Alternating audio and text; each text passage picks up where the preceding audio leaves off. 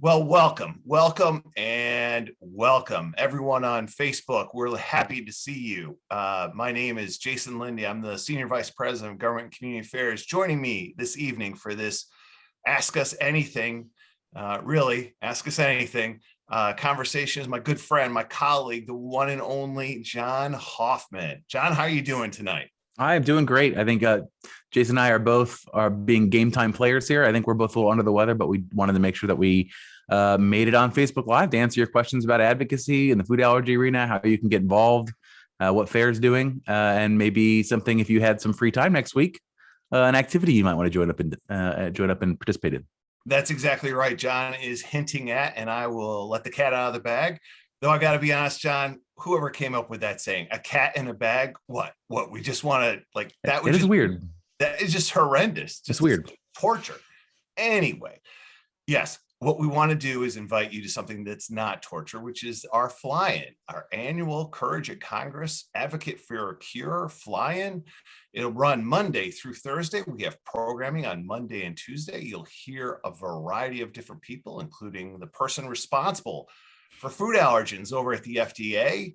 And you'll also hear from congressional staff. We're going to talk a bunch of different issues this year, and we have a bunch of different panels and really, really great content for you. Wednesday and Thursday is when you do your work, and John and I will be assisting on that as you go lobby your members of Congress and congressional staff about the issues that the food allergy community cares most about. John, before we get started, why don't you tell us what is your origin story when it comes to food allergies, my friend? Sure. I just want to make sure, go to foodallergy.org and go to the Take Action tab. And on that Take Action tab, you will find Attend Courage at Congress. That's how you can sign up. There's a register link there. So that's how you can do it. So yeah, I have been with FAIR now, I believe, coming up on 6 years. And at the time, when I joined, I did not have any connection to food allergies, but I have gotten the experience that a lot of people watching this and who watch it now and in the future have had when they have a child where they think they have a food allergy and they have a reaction to something, and you have to go and get food allergy testing, and how anxious that makes you and how nervous it is about, what am I feeding my child? And is my child going to be, is this something I'm going to have to deal with forever? All the sort of concerns I got to experience firsthand when I had our daughter about a year ago, sort of have some reactions to things. Luckily, they all turned out to be negative, but it's something now that I certainly, had I not worked at FAIR, I would not have understood sort of what the process looks like, where I could go for information. So it was sort of fortuitous that it worked out that way. I had at that time almost 4 or 5 years of work experience that could help me out. Not everybody gets that when they have to deal with things like a potential food allergy for their child. What about you, Jason? Well, for me, actually, I was born into the club. Literally, I was born in upstate New York. I always joke, closer to Canada than the city. The last county in Appalachia. Yes, Appalachia actually does reach up into upstate New York. And a town of 1,500. And I believe I might have been the only child in the town who had food allergies. I was allergic to dairy and tomatoes. But as you might imagine, access was an issue. My poor mom, for 2 years, I was one notoriously cranky, hyper big baby, 9 pounds, 6 ounces when I was born, and just cranky all the time, throwing up everywhere, just horrible, right? Finally, when I'm 2, she finds a great doctor and diagnoses me and does the tests and finds out that I have dairy and tomato allergy. So I've been living with it ever since. I did outgrow the dairy allergy along the way. It took a long, long time. And though I still have some sensitivity, and then my son, who has a lot of the comorbidities, which frankly, much like you, John, I wish I would have known. He had eczema and asthma as a little guy. And then sure enough, right in front of me, had an anaphylactic attack eating shellfish, and had to rush him over to the emergency room to get a shot. I mean, there was nothing worse than that. So I've been on both ends on this. So I'd like to say that I've been training my entire life for my work at FAIR. And so that's why I'm so thrilled to work with John and our advocates from all across the country to educate, motivate, and persuade members of Congress and their staffs to support the food allergy community, the more than 32 million Americans with it. Jason, that's a great turn into our first question that we have from our panel. How did FAIR help the Faster Act get passed? Yeah. Well, we led the fight, and there was no doubt. Well, JFK said it best: "Success has 1,000 fathers, and defeat is an orphan." The Faster Act actually had thousands of mothers and fathers. There's people from all over who were very responsible. Fosse had a role in it. Our friends over at CSPI had an early role in it. Jason, let's just in case there is a chance that people don't know what the Faster Act is, let's give them a little bit of background on that as well. Oh, so sorry. Yeah, the Faster Act updated FALPCA, which is basically the food allergen labeling law, to include sesame. It is the first time in 17 years that there's been an addition to the top 8 allergens, and starting on January 1, 2023, sesame will be labeled. Why is this a problem? There's more than 1.5 million Americans with a sesame allergy, and sesame is one of those mysterious ingredients. I know you think sesame, you think Middle East food, John, you think, tahini, but it's in power bars, it's in ice cream, it's in salad dressing, it's in a ton of stuff. And without fail, John, you and I both heard the stories. Every Halloween, undoubtedly, we'd get the call that a child had an anaphylactic attack after eating candy corn or one of those little creamy pumpkins. And those both have sesame. And so working with John, working with Congresswoman Matsui, Senators Tim Scott of South Carolina and Chris Murphy, and the thousands of advocates across the country, we worked hard, got bills introduced, lobbied on behalf of them, and got Faster Act passed. The Congressional Management Foundation says it takes between 7 and 10 years for a bill to become law. We did it with our community in 2.5. And it was a bipartisan vote in the House that got 410 votes. And I don't think anything, John, in that House last year would have gotten 410 votes, but labeling sesame did. So I was really, really proud of it. John, any thoughts on? No, I think it's important to highlight the partners that we had in the fight, and there were a lot of them. And it's also the most important thing is the advocates that told their stories. We were able to get people in the room, but without all the thousands and thousands of advocates who were able to share those stories and make it real for the men and women who voted on the bill, wouldn't have happened.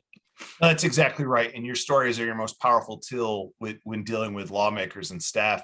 They always hear about billions and millions and trillions, and that stuff goes right over your head. But if you have a child with a parent and they're doing a Zoom or they're doing an in-person meeting, when we did our first fly-in, which was in person, and they sit there and share with them the pain and the trauma of going in anaphylaxis, that captures the hearts and minds of the member and really move them to take action. And we are so grateful for our advocates. And we're hearing a lot of people here watching us have been personally affected by this, and that is great to hear. That's why, I think I speak for Jason as well as saying that the opportunity to be a part of an effort that made life a little bit safer for over 1.5 million people is not something you get to do every day. I don't know I'll get to do it again. So we are lucky to be able to have been a part of it.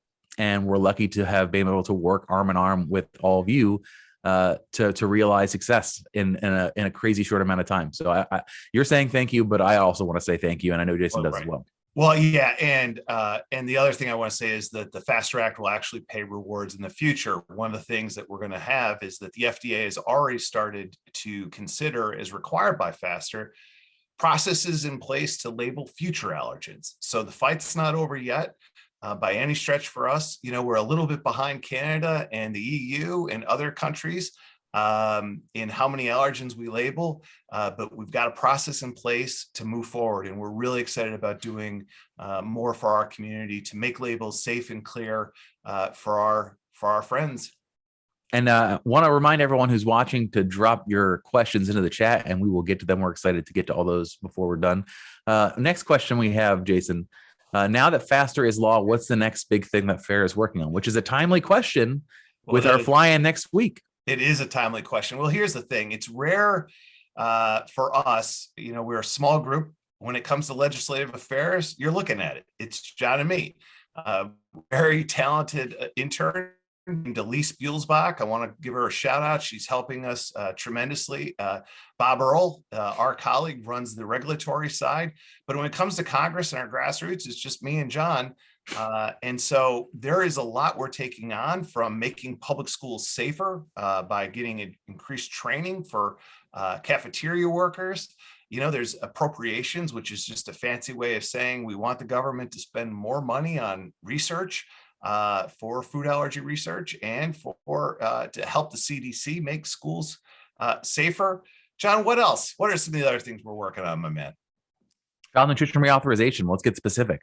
So next week, we'll be having all of our advocates who are virtually joining us to talk to their House members about making sure that the food handlers at the public schools have training and awareness about food allergies. Right now, I know those of you who are watching and have kids in public school, maybe they don't eat it. They don't eat in the cafeteria because you don't know what sort of training has been in place. You don't know what sort of safety mechanisms are in place. Maybe you just don't trust them, and it's easier just to carry from home.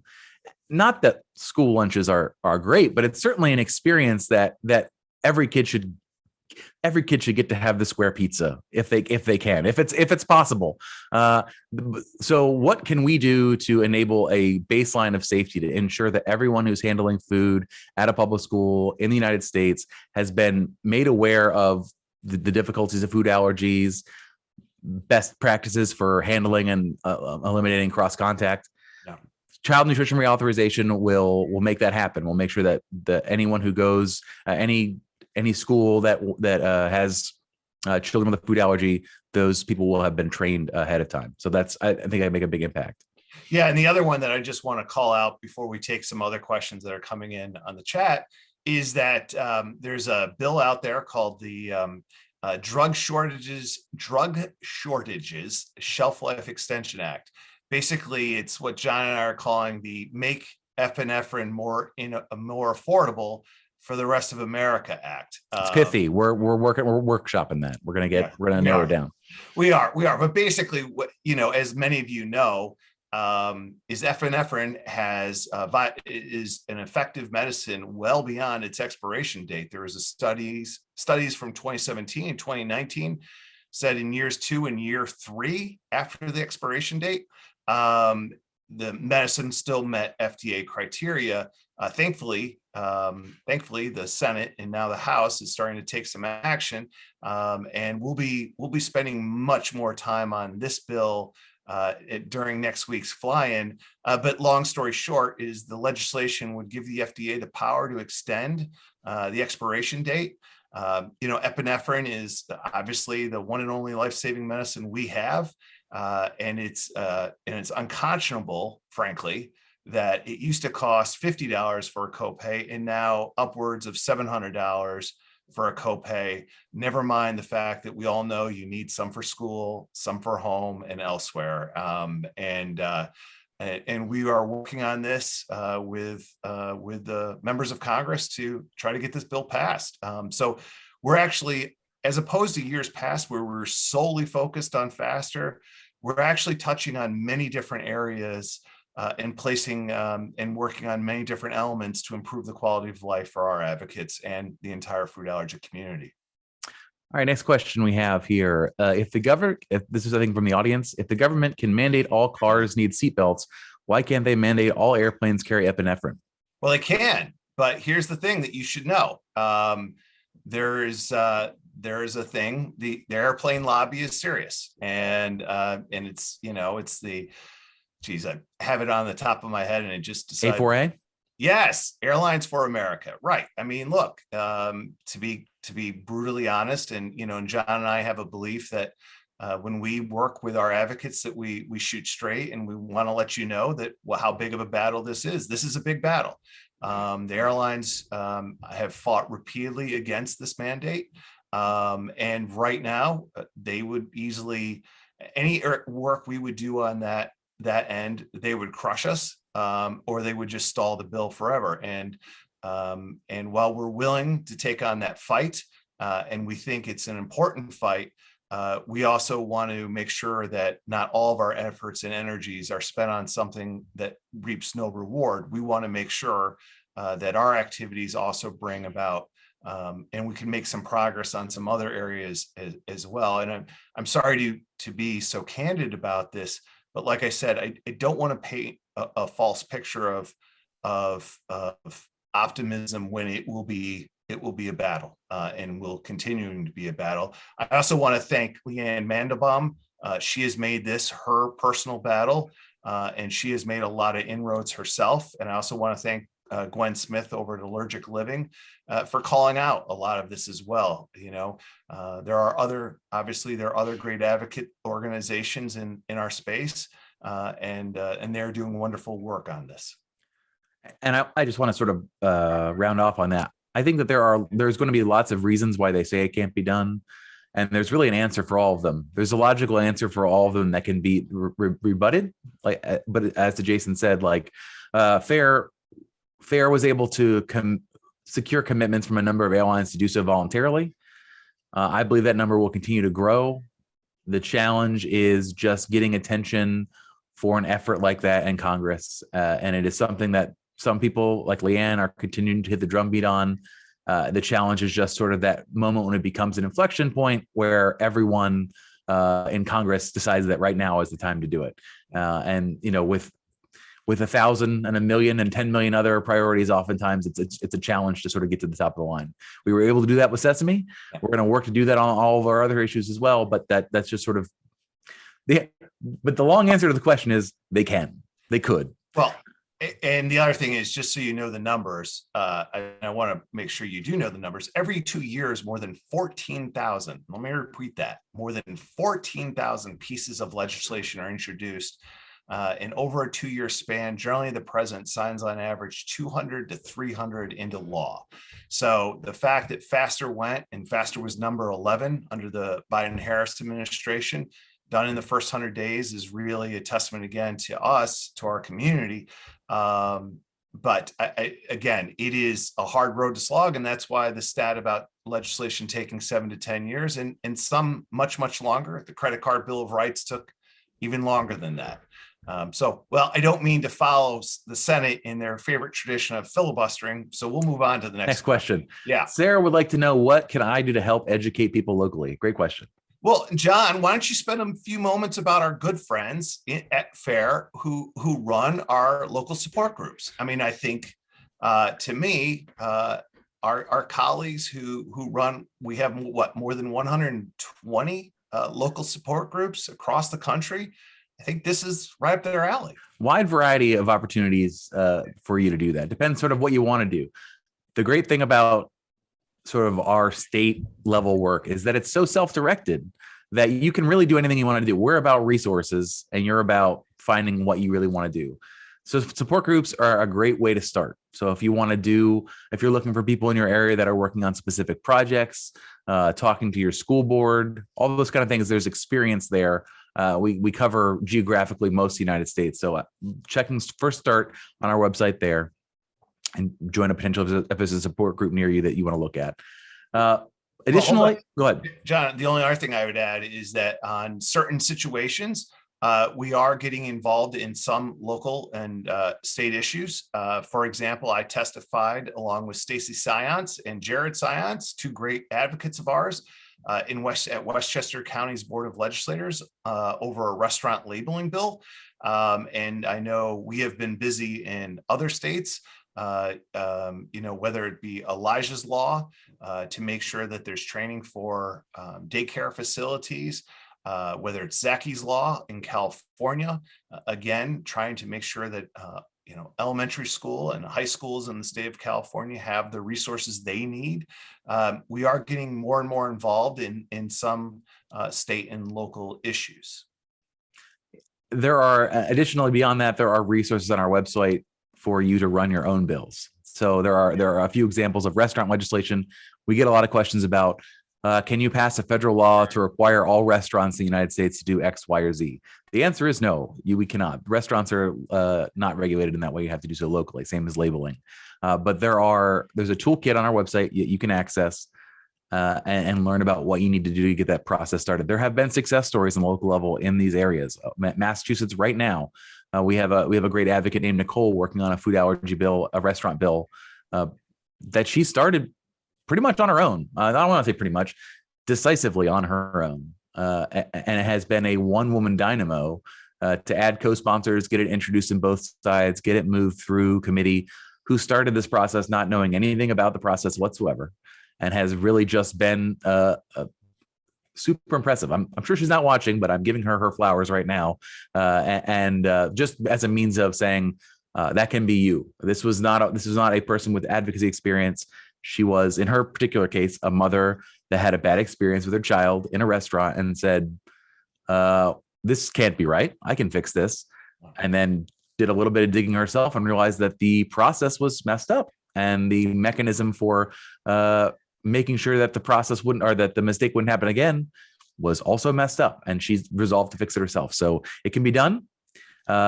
Anything that you want to do most likely has been tried before or has been successful before in another place. And what FAIR can do, in addition to being able to help you figure out the way forward and potentially get engaged as well, and in some cases, is connect you with the people who have been able to do so in the past. That's sort of that institutional knowledge is both within us from a staff perspective, but also within all of our advocates who continue to work with FAIR.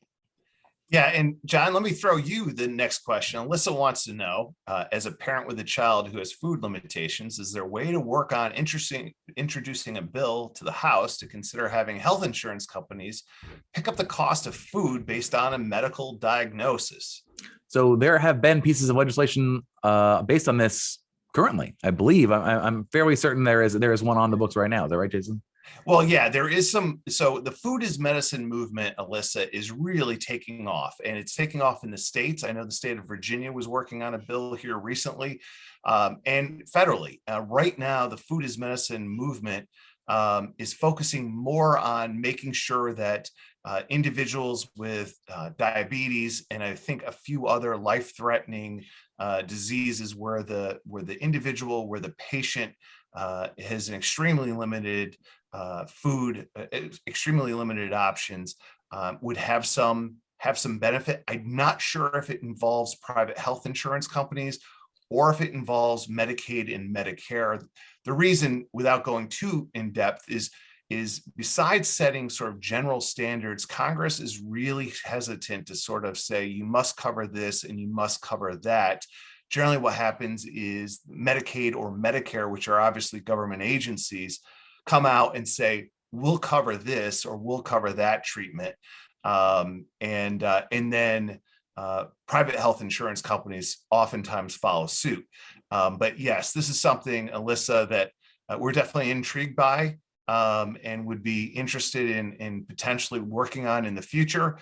And so you've raised a great question and something I'm going to keep in mind, and John will keep in mind as we move forward, because I love the topic. And the fact is, look, we all know that gluten-free bread or that certain foods cost, twice the price and are half the size. And we've seen that repeatedly. We're wrapping up here shortly. So just a reminder to get your questions in the chat if you'd like to ask any more before we leave. But just sort of dovetailing on that, I think from a generic perspective, though, the process is very, very, you asked, is there a way to do that? Is there a way to work on a specific issue? And the issue is the process is simpler than you think. And it's really having a first meeting with your particular legislator in the House. On almost any issue that you want to work on, they're a receptive audience and they're going to be your first step, along with FAIR sort of working hand in hand with you. If it's something that, that we see as as something either is already in line with our legislative agenda or is something that's workable, but that conversation that you have with your state representative or your federal representative is something you can do anytime. And I think it's the first step you want to make for either that particular issue or building a relationship so that you have you have a way in the door next time something comes by. We have one more question I want to make sure we get to. I want to get to that one, but before we get there, I also want to just throw out this, that whether you decide to work locally with like your county council or city council, whether you decide to work at the state level, which is at the state capitals, Or if you decide to join us and focus more on the federal end at Washington, just know that whatever path you decide to go down, or multiple paths, is that you really are making a difference for the food allergy community, and that you're not alone. That there is, one of the things I'm most proud of, and that John works hard on, is that we have advocates in every single congressional district across the country, all 435. And so, if you reach out to us and say, hey, I'm in Little Rock, or hey, I'm in Pierce, South Dakota, we may be able, or we should be able, to connect you to some folks relatively nearby. John, I'll throw you this. Yeah. Go ahead, sir. I was just going to say, as a podcaster, I know that you've got to hit your ads at the top and the bottom. So let me turn around and hit our ad from the top and say, this is an opportunity. If you're interested in this stuff that we've talked about today, or you're interested in getting involved in advocacy with FAIR, we have a virtual fly-in next week that you can join us Monday through Thursday. Educational programming, training on Monday, Tuesday, meetings with legislators on Wednesday, Thursday. You can join that still. Foodallergy.org. Go to the Take Action tab and attend Courage at Congress and sign up today. So yeah. with that. Well, and yes, and you will not be alone, because we have seasoned advocates. We have seasoned advocates who have done a lot. We have individuals like Deli and Kara Schneider who, I only wish I had a relationship with my member of Congress like we do with Congressman Gallagher from from Wisconsin, wrong W. This is something, when FASTER passed, her congressman, Deli's congressman, reached out to her, and they did a live stream where Deli and Congressman Gallagher had a great conversation talking about what the FASTER Act would mean to her. Well, John, we're almost to that time. The last question is, if we had a magic wand, and if there was one law we could get on the books right now, what would we choose? What would we do? That is a hard question. That's a bamboozler right there. I think epinephrine in public places everywhere. I think that making sure, so right now there's states that have passed public entity laws where epinephrine can be available on demand, basically for anyone that has a reaction.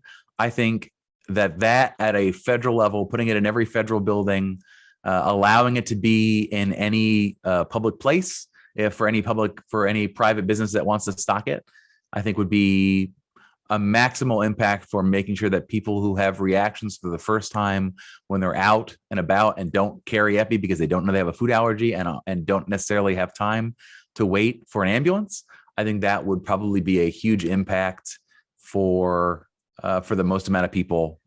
Certainly something we want to pursue in the future, but that knowing the challenges, that's something that I would like to just use a magic wand for instead of have to actually do all the work. Yeah, for me, there's too many to pick from, whether it's having more access, more allergists. Frankly, I'll just go with the easy one. I would love for our state's labeling laws to reflect that of the EU, or frankly, the top 20 allergens. Why stop at 13 or 15 or 11? Why not just go top 20 and go from there? And to make it easier, because when food is both your source of nourishment and your source of anxiety and worry, the more information, the better. Well, I want to thank you guys for joining us here on this Thursday night. I know everyone's probably, if you're on the East Coast, maybe you're like us and you hear the noises of dinner upstairs. And if you're on the West Coast, then you're still wrapping your day up. So either way, thank you for joining us. One last plug, foodallergy.org. Go to the Take Action tab and join us next week at Courage at Congress. We'd love to have you there. We had a great virtual experience last year with over 150 people. We're aiming to do that again with even more. And if you're in town, do we want to talk about? Yeah, heck yeah. Let me throw this one out. Two other things real quick to that. If you sign up for Courage at Congress, and we will send you your very own free, did I mention free, Courage at Congress t-shirt. Oh, yes, indeed. Now, it won't come by next week, but you will get it. You'll be able to support it during summer. And for those in the Washington, D.C. area, or who would like to travel to Washington, D.C., we have a great fun event on Tuesday night from 5:30 to 8. at the rooftop of 101 Constitution Ave Northwest. It is the best venue in town. We're going to be honoring the members of the Congressional Food Allergy Research Caucus, their staff, because as a former chief of staff, I'll tell you, staff do a lot, especially for us. And then the food allergy advocates who make it all possible. So come on down. We're still taking RSVPs. And we really look forward to seeing you there. And I look forward to seeing you, hopefully next week. Drop us a like, drop us a follow. Both John and I are on Twitter, Instagram, Facebook, whatever, wherever you can find us, we're there. And John, as always, my friend, it's so much fun doing these things with you. Absolutely. Thanks, Jason. Thank you, John.